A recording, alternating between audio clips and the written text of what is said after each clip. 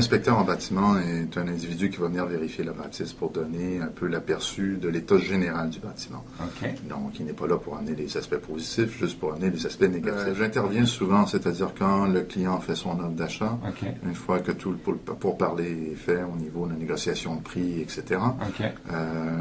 c'est souvent conditionnel à la vérification de l'état de la bâtisse. Voilà. Moi, je suis spécialisé surtout au niveau des vieilles bâtisses. D'accord. Donc, même si quelqu'un achète le troisième d'un triplex, il faut absolument que j'ai accès dans le vide sanitaire ou sous-sol pour être capable d'établir l'état réel des lieux. Ok, donc tu vas aller inspecter toute la bâtisse. Sauf, bien entendu, je ne réponds dans l'étage mitoyen parce que D'accord. c'est pas, ça appartient pas aux futurs acheteurs. Ok. Le rez-de-chaussée, je vais le vérifier discrètement parce que je ne peux pas vraiment m'imposer chez les gens qui ne vendent pas leur maison. Bien sûr. Mais par contre, la base, le vide sanitaire ou sous-sol, si on ne peut pas faire la vérification de ça, ça ne sert strictement à rien d'aller faire une inspection. D'accord, donc parce ça que c'est des bases. Ça, c'est la base. Faut que ça commence Autrement par là. dit, on fait l'enveloppe de la bâtisse, tout ce qui est parement extérieur, fenestration, fondation, etc.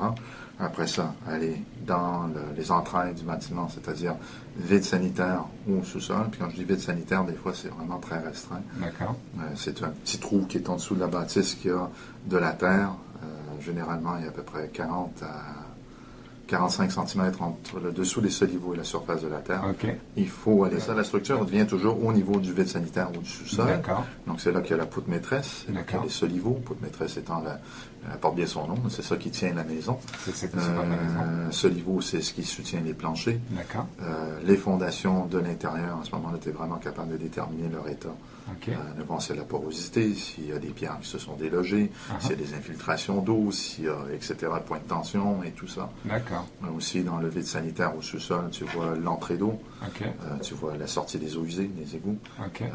Souvent, il peut y avoir l'entrée principale électrique de la bâtisse. D'accord. Donc, ça détermine quel est l'ampérage pour le bâtiment, quel est l'ampérage pour les appartements.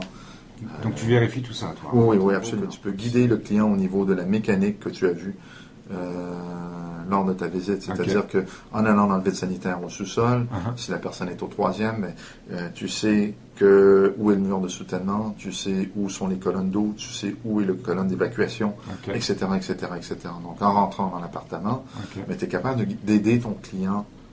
Dire s'il veut mettre sa baignoire dans son salon, mais écoute, désolé, tu peux pas le faire parce que tu n'as pas de mécanique qui va passer par là. Si je te demandais le mot de la fin, là, pour terminer ce petit rendez-vous, qu'est-ce que tu pourrais me dire sur l'inspection générale? L'inspection est une expérience traumatisante, mais qu'il faut vivre parce qu'après ça, on a vraiment la tête beaucoup plus tranquille. L'inspecteur ne peut pas tout voir lors d'une visite d'1h30, 2 heures dans une bâtisse, mais il va donner les aspects majeurs au travers du tout. D'accord. Donc, c'est quelque chose qu'il faut faire. Puis s'il n'y a rien, tant mieux, tout le monde est content. S'il y a quelque chose, tout le monde le sait, tout le monde est content. Parce que sur chaque problème, il y a toujours une solution. Exactement. Donc, ça ne veut pas dire parce qu'un toit est endommagé qu'il ne faut pas acheter la bâtisse. Un toit, ça ne coûte pas très cher proportionnellement au bâtiment. Ça se fait dans une journée. Merci, bonjour, problème est réglé. Voilà. Mais au moins, on a l'information. C'est ça. Et là, à ce moment-là, il peut y avoir, oui, une négociation avec le vendeur. Bon, mais on coupe la poire en deux, on coupe la poire en un tiers, ou peu importe. Mais il y a toujours une solution. Voilà, exactement. Mais au moins, on a l'information pour prendre des bonnes décisions. Exactement. Bon. Eh bien, écoute, on va terminer là-dessus. Je te remercie. Puis, je te dis à très bientôt. Avec plaisir. Salut, Serge. Salut.